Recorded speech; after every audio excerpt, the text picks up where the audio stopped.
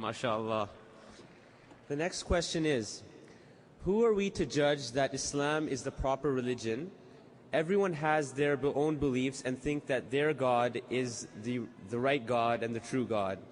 Who are we to say that they are all wrong and Islam is the true religion? As far as the question is concerned, that everyone says that their God is the best God. And second is, how can you prove that Islam is the best way of life? As far as the first part of the question is concerned, I've given the talk on concept of God in the major world religions, speaking about God, Allah subhanahu wa ta'ala, mentioned in the Jewish scriptures, in the Christian scriptures, in the Buddhist scriptures, in the Parsi scriptures, in the Sikh scriptures, in the Hindu scriptures. And all of these scriptures, they speak about monotheism, about Tawheed. How I spoke yesterday about Muhammad sallallahu alaihi wasallam. There's also a talk on concept of God in the major world religions. And from this scripture, we can prove that all the major scriptures say that we should worship only one Almighty God, who has got no images, who has got no idols. Based again on the same verse of the Quran of Surah Al-Imran chapter 3 verse 64, which says, "Ta'alaw ila kalmatin sawa'in bainana bainakum." Come to common terms as us and you. Which is the first term? Allah na'budu illallah, that we worship none but one Almighty God. The second part of the question is, how can we prove that Islam is the right way of life, is the best way of life? If we analyze, most of the major religions, they speak good things. Most of the major religions, they tell us not to rob, not to cheat, not to molest a woman. But the difference between Islam and the other religions is that Islam shows you a way how to achieve a state of that goodness. For example, all the religions say that you should not rob. Hinduism says that, Christianity says that, Judaism says that, Islam says the same. But Islam shows you a way how to achieve a state in which people will not rob.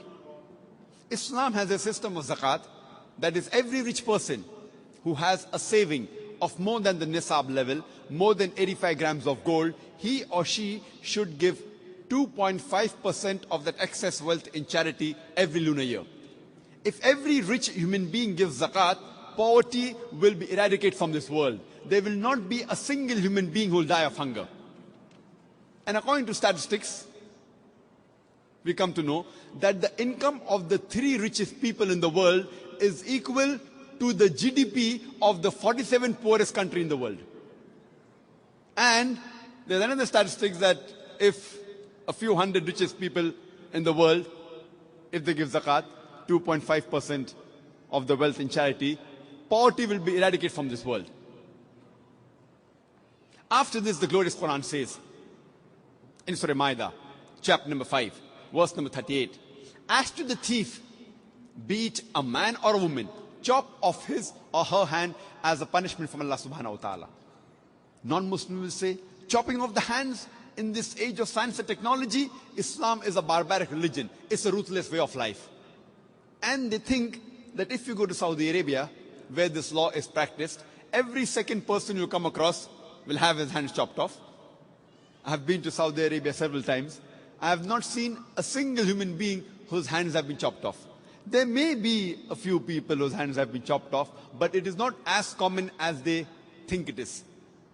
Do you know today, people look up to USA, America, as one of the most advanced countries in the world. Do you know it has one of the highest rate of robbery and theft in the world? I'm asking a simple question, that if you implement the Islamic Sharia in USA or in North America, that every rich man who has a saving of more than 85 grams of gold should give 2.5% of that excess wealth in charity, that is zakat. And after that, if any person robs, chop off his or her hand as a punishment. I'm asking a question, will the rate of robbery and theft, will it increase? Will it remain the same or will it decrease? But naturally it will decrease. It's a practical law. You implement the Sharia and you get results. That's the reason the least rate of robbery and theft in the world in any country, it's in Saudi Arabia. Similarly, most of the major religions say that you should not molest a woman, that you should not rape a woman. Hinduism says that, Christianity says that, Judaism says that, Islam says the same. But Islam shows you a way how to achieve a state in which people, no man will molest or rape any woman. Islam has a system of hijab. Normally people speak about the hijab for the woman, but Allah subhanahu wa ta'ala in the glorious Quran first speaks about the hijab for the man and then for the woman. Allah says in the Quran in Surah Nur, chapter number 24, verse number 30, say to the believing man that he should lower his gaze and guard his modesty. That whenever any brazen thought comes in your mind, whenever anyone looks at a woman, the man, he should lower his gaze. After that, the Quran speaks about the hijab for the woman in Surah Nur, chapter 24, verse number 31, where Allah says, say to the believing woman that she should lower her gaze and guard her modesty, and display not her beauty except what appears ordinary of, and draw her veil, a head covering, over the bosom, and display not her beauty except in front of her husband, her son, her father, and a big list of mahram, the close relatives which she can't marry, is given. There are basically 6 criteria for hijab given in the Quran and the Sahih Hadith. The first is the extent which differs between the man and the woman. For the man, it's from the navel to the knee. For the woman, the complete body should be covered. The only part that can be seen are the face and the hands up to the wrist. The remaining 5 criteria are the same for the man and the woman. The second is the clothes they wear, it should not be tight so that it reveals the figure. Third, it should not be transparent. Fourth, it should not be so glamorous so that it attracts the opposite sex. Fifth, it should not resemble that of the opposite sex. And sixth, it should not be a sign of the unbeliever. And the reason for hijab is given in Surah Ahzab, chapter 33, verse number 59, where Allah says, O Prophet, tell your wives and your daughters and the believing women that when they go abroad, they should put on the cloak, so that they shall be recognized and it will prevent them from being molested. Quran says hijab has been prescribed for the women so that they shall be recognized and it will prevent them from being molested.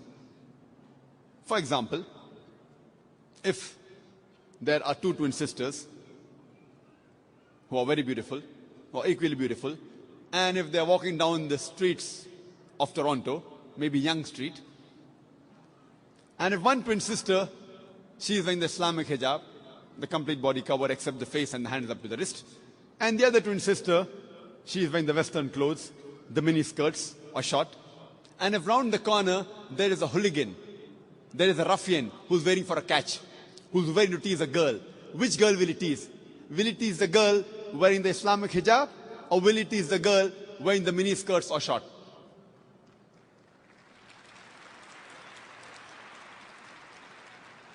After that, the Islamic Sharia says, if any man rapes any woman, he gets capital punishment, death penalty. People say, death penalty? In this age of science and technology, Islam is a barbaric religion. It's a ruthless way of life. But when I ask this question to thousands of non-Muslims, that God forbid, if someone rapes your mother, rapes your sister, and if you are made the judge, and if the rapist is brought in front of you, what punishment will you give him? And all of them, 100% said, we will put him to death. Some went to the extent of saying, we will torture him to death. So why these double standards? Someone rapes your mother, your sister, you want to put him to death. Somebody rapes somebody else's mother or sister, you say death penalty is a barbaric law. Do you know, according to statistics, USA, which happens to be one of the most advanced countries in the world, do you know it has one of the highest rate of rape in the world? According to the FBI statistics, in 1990 alone, on average, every day, 1,756 rapes took place every day in the year 1990. According to the US Department of Justice, in the year 1996, on average, every day, 2,713 cases of rape took place. In the year 1990, 1,756. In the year 1996, 2,713. Maybe the Americans got more bold.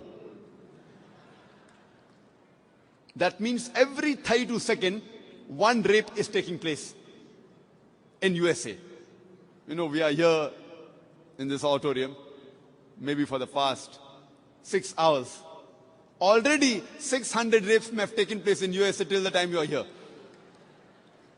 I am asking the question that if you implement the Islamic Sharia in USA, that if any man looks at a woman, any brazen thought, any unashamed thought comes in his mind, he should lower his gaze. After that, every woman should be properly covered, complete body, except the face and the hands up to the wrist. After that, any man rapes a woman, capital punishment.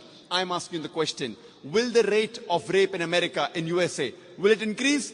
Will it remain the same, or will it decrease? Will it increase? Will it remain the same, or will it decrease? It will decrease. It's a practical law. You implement the Sharia and you get results. That is the reason I say Islam, besides speaking good things, it shows you a way how to achieve the state of goodness. Therefore I say that Islam is the best way of life. And Allah says in the Quran, in Surah Al-Imran, chapter number 3, verse number 19, Inna dina indallahi al-Islam. The only religion acceptable in the sight of Allah is